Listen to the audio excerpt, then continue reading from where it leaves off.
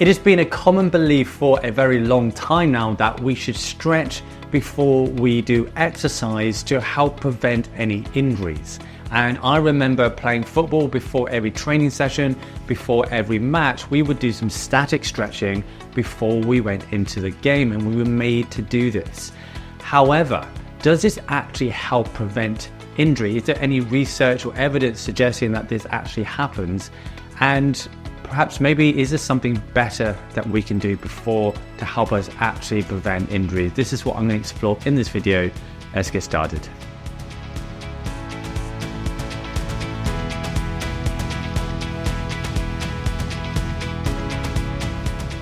Hello and welcome back to the channel. My name is Steven. If you haven't met me already, thank you so much for joining. And in this video, we're going to be exploring the topic of stretching, specifically before exercise.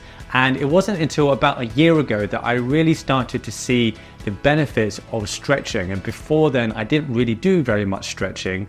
And I've certainly seen the benefits myself. And so firstly, what are the benefits of stretching and why should we stretch in the first place? Well, we know that being flexible is really beneficial for being able to increase the range of motion of your joints, so being able to increase the amount that you're able to move. And that alone can have some good benefits in regards to helping you prevent injury because your muscle is used to going into the larger range. So if you go into it in a sport, then you're going to be more used to it. The muscle is going to be more used to it and it's not going to so easily injure. And I think it's also important that we are training strength in those flexible positions. So you want the muscle to be able to lengthen when it needs to, but you want it to also be strong. But what about stretching immediately before exercise? One of the issues about stretching a muscle is you're essentially telling it to turn off. So if I give you an example, with my biceps and my triceps, if I were to contract my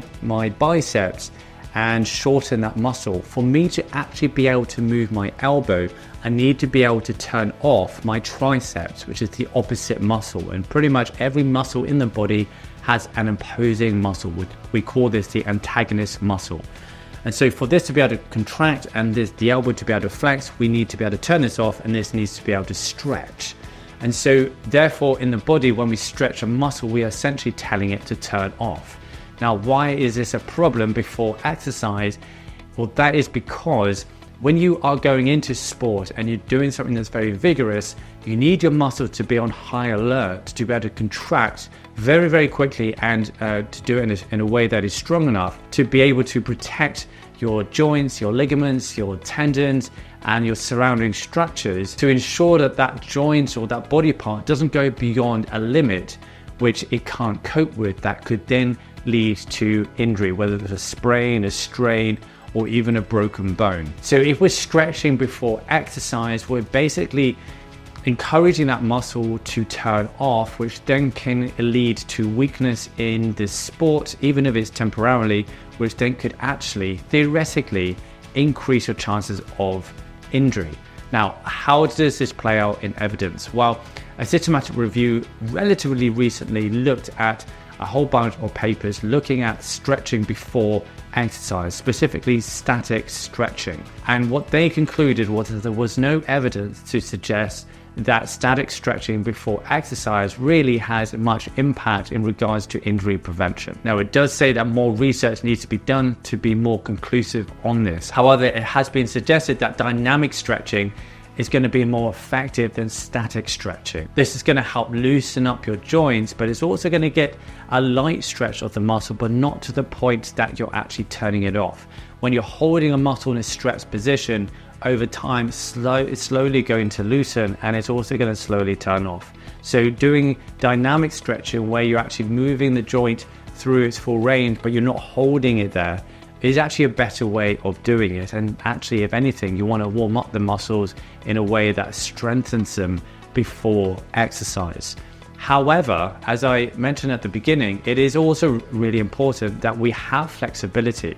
So what I tend to do is actually do my stretches after exercise or after the gym. My stretches are towards the end of my gym workout because I don't want it to inhibit or interfere with the workout that I'm doing in regards to the strength training.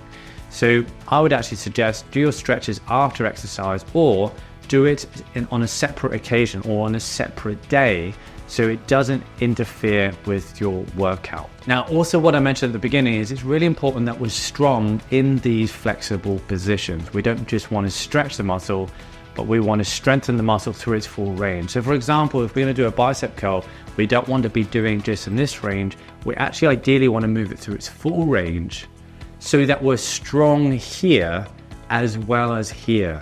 Particularly if you're playing sport, if you only strengthen it here and you don't strengthen it at its full length, then when you go to put that joint in its full length during your sport, then you're more likely to injure, whether it's the tendon or the joint or the ligament, when you put it into that position. Now, that's just an example. You obviously that's going to be the case with pretty much any muscle or joint in your body. And so, for example, a really common exercise that trains your muscle in a stretched position but strengthens it is what we call an ATG split squat, which is something that I've learned from Ben Patrick, also known as knees over toes guy.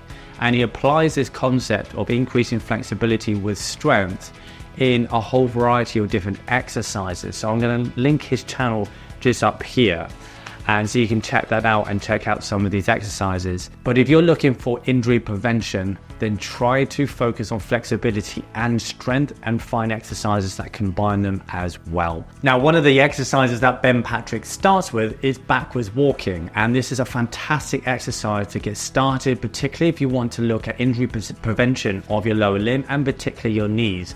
So I've done a video on this previously that I'll let you check out, that you can just see up there. But just before that comes on, don't forget that you can get 10% off Vivo barefoot shoes. These are minimalist shoes that I personally wear every single day. You can also get 10% off Athenaise, which is a superfood specifically formulated for men. You can get a free bag of XL coffee, which is an organic, super healthy, delicious coffee. And finally, 15% off Fussy, which is a natural deodorant that doesn't contain any of the harmful chemicals that I also wear every single day. So I'll see you either on this video or on my next, so don't forget to subscribe. See you next time.